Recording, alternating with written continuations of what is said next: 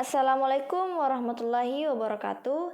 Perkenalkan, nama saya Siti Ajar Baharudin dengan NIM 2310311111 dari program Studi Sistem Informasi.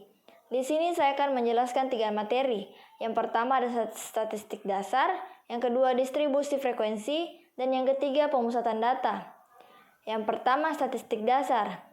Apa sih itu statistik dan apa itu statistika? Apakah keduanya berbeda?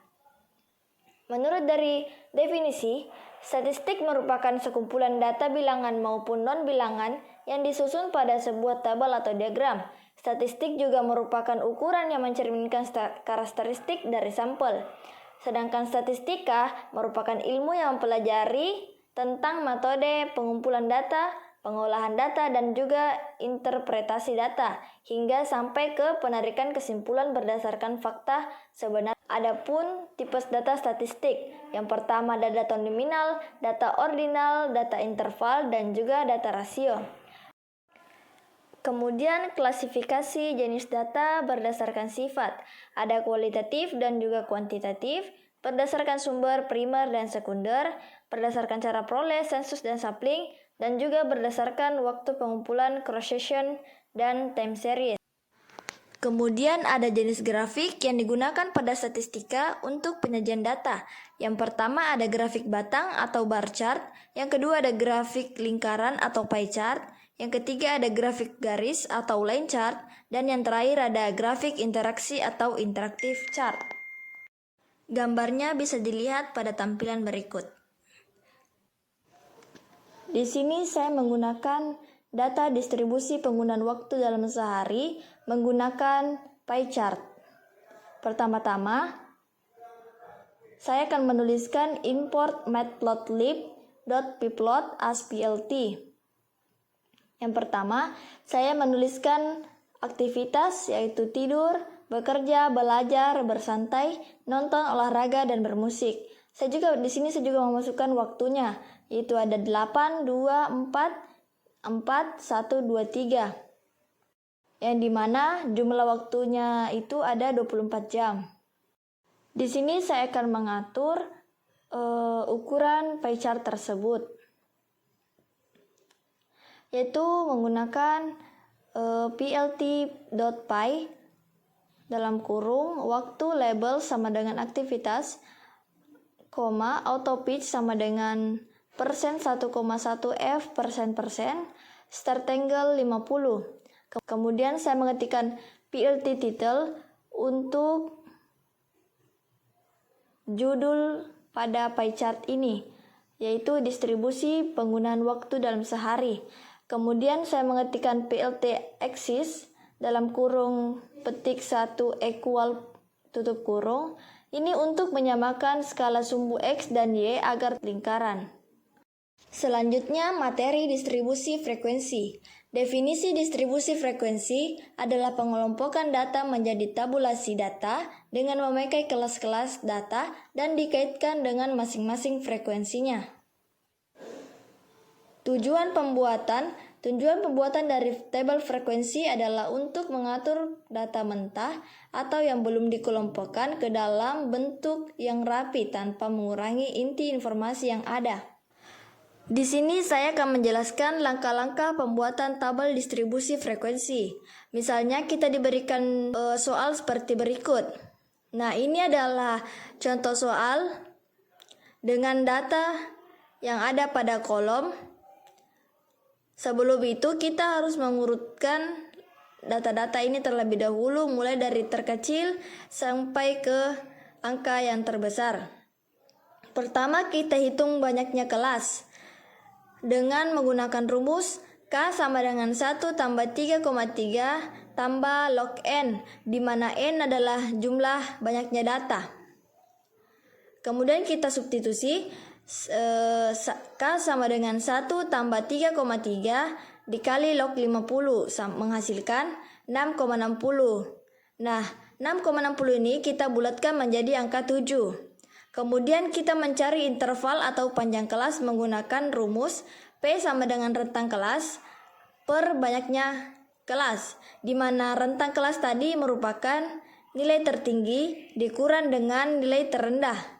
dibagi banyaknya kelas, sehingga menghasilkan 47/7 sama dengan 6,71, dibulatkan menjadi 7. Kemudian kita mencari batas bawah kelas pertama dengan menggunakan rumus BB sama dengan UB dikurang 1/2 SPT sama dengan 16 dikurang 0,5 sama dengan 15,5. Kemudian kita mencari batas atas kelas pertama menggunakan rumus BA sama dengan BB tambah P. Kita substitusi 15,5 tambah 7 sama dengan 22,5. Kemudian kita menentukan ujung atas kelas pertama menggunakan rumus UA sama dengan BA dikurang 1/2 SPT. Kita substitusi 22,5 dikurang 0,5 sama dengan 22. Kemudian panjang kelas P sama dengan BA dikurang BB. Kita substitusi 22,5 dikurang 15,5 sama dengan 7. Kemudian kita mencari titik tengah dengan menggunakan rumus 1/2 dalam kurung UA ditambah UB sama dengan 1/2 dikali 22 tambah 16 sama dengan 19. Kemudian ada materi pemusatan data. Apa itu pemusatan data? Definisi dari pemusatan data adalah sebuah konsep dalam statistika yang mengacu pada nilai tengah atau pusat dari kumpulan data. Kemudian ukuran pemusatan data, yang pertama ada mean, yang kedua median, dan yang ketiga modus. Pengertian mean atau rata-rata. Mean adalah salah satu ukuran pemusatan data yang paling umum digunakan. Untuk menghitung mean, jumlahkan semua nilai dalam himpunan data, kemudian bagi jumlah tersebut dengan total data. Ada pula jenis-jenis mean. Yang pertama ada mean aritmatika robot, mean geometri, dan juga mean harmonik. Berikut adalah contoh penjabaran mean. Misalnya, kita diberikan data seperti berikut. Angka 7, 13, 15, 23, 25, dan 70. Rata-rata dari data tersebut yaitu 7 tambah 13 tambah 15 tambah 23 tambah 25 tambah 70 dibagi banyaknya data yaitu 9, sehingga menghasilkan 17. Kemudian median. Median adalah nilai tengah dalam sekumpulan data ketika data diurutkan dari terkecil hingga terbesar. Jika jumlah data ganjil, median adalah nilai tengah.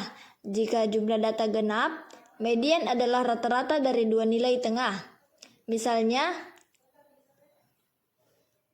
ada pula jenis-jenis median yaitu median data tunggal dan median data berdaftar distribusi frekuensi. Berikut adalah contoh median.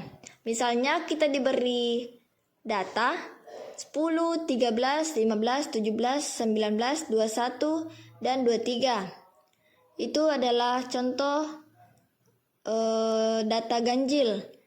Mediannya adalah 17 karena 17 letaknya berada persis pada pertengahan data. Kemudian contoh soal genap. Misalnya 7, 10, 13, 15, 17, 19, 21, 23. Nah, ini kan datanya dia genap. Nah, itu kita mengambil nilai tengah, itu kemudian kita tambah, kemudian dibagi 2 menghasilkan nilai 16.